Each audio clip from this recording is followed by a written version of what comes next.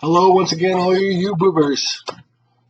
I mean tubers. Must be the brain injury. So anyways, I want to talk about low sodiums, Bell's palsy. Um, so after my surgery went well, and well, first of all, I wish I could. My computer is such an old piece of crap. I got to get a new one, and it's not letting me download pictures onto my videos that I'm making here. So I'm gonna have to make a video for you later on with all my pictures. But anyways, here's my scar on my head, what it looks like, and anyways, I can't see it. But I don't know, hopefully you can see it. It's right there, because I can't see the screen right now. That's a pretty big scar. Okay, so anyways, after my surgery went well. I wasn't eating food. I was throwing all the food in the garbage after everybody would leave. I had lots of visitors. And I started hallucinating a couple of days, maybe 2 or 3 days after surgery. I started hallucinating really, really bad, and I wasn't telling anybody I was hallucinating because I like I didn't even realize how much of a brain injury I had at that point. I just thought I had another boo boo on the side of my head, like. But I was, oh God, I forgot what I was talking about. I was, yeah, I was throwing all the food in the garbage, and I started hallucinating really bad, and like I was seeing plants like come to life, die. No, what is it?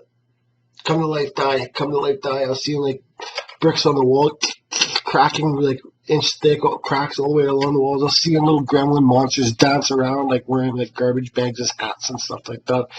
It's pretty brutal. But there's no drug in the world that could compare to the natural hallucinations that the brain can do. That's for sure. So anyways, my sodiums got really low. I was sitting in the bathroom one night brushing my teeth because my mouth tasted so bad. Everything tasted like salt, like I was chewing on a bucket of salt. It was gross. So I wanted to brush my teeth. I made it to the bathroom. I was brushing my teeth, and I started drooling saliva out of my mouth. And I don't know what side it was. This side, drooling saliva out of my mouth. And I got a napkin, wiped it up, and I started drooling again. And I noticed that my eye was like kind of like that, and I couldn't move my mouth. I had to talk like this, and so I said I don't want to deal with this anymore. I'm going to go back to bed, and hopefully when I wake up in the morning, everything will be all better.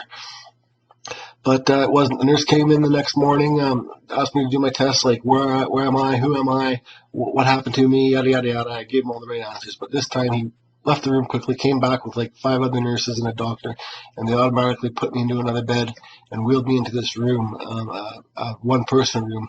And I realized that the bed in the room had like side walls up the bed, was big pad foaming on the side of the wall. And I said to the nurse, I says, you listen, pal. I says, you tell me right now what's going on with me, because I'm in a nut house, and I got to find out what's happening with me. You tell me right now. It's your job. You have to tell me. And he goes, well, Jordy, he goes, we think that you've had a major stroke last night when you were sleeping. So I was like, okay. And I asked him to see a mirror. I looked at my face, and I was still like this.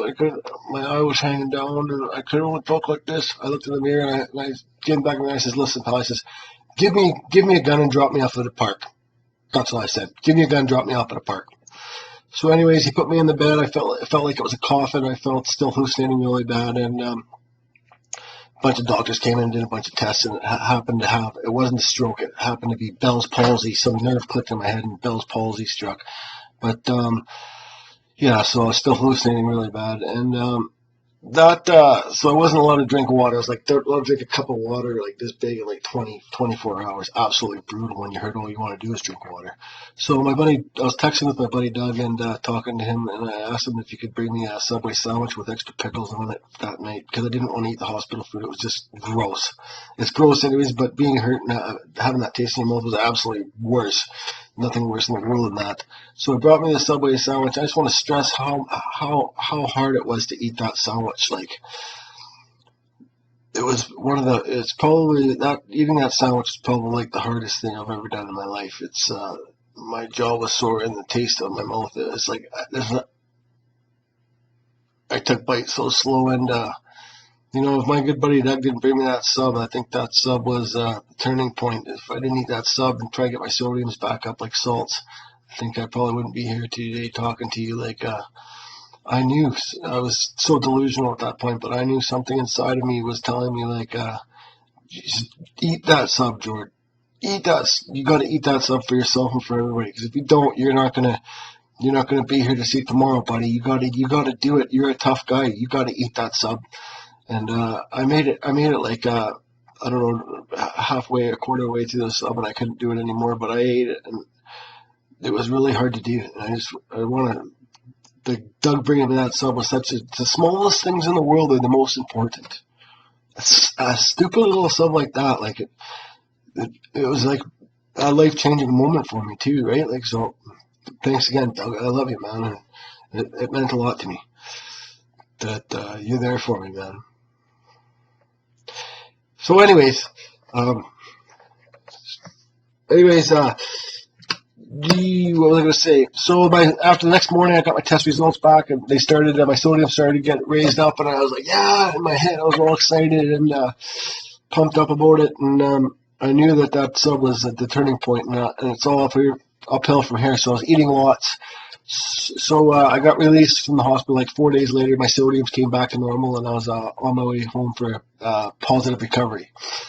Anyways, I just want to stress to anybody that's watching this video, if anybody is even watching it, that if somebody's in the hospital sick, I don't care. I don't know what it's with, and you got to make sure that they're eating. Bring them food every time, like chocolate bars, anything, candy. Make sure they eat it in front of you, because if they don't, they could go through with something like I went through. And you know what the saying is, only the tough survive. But I don't want anybody else in the world to go through that, not even my worst enemy. So make sure they eat, and if you're watching this video and you're in the hospital, make sure you eat, because it's very, very, very important. And we'll see you next video.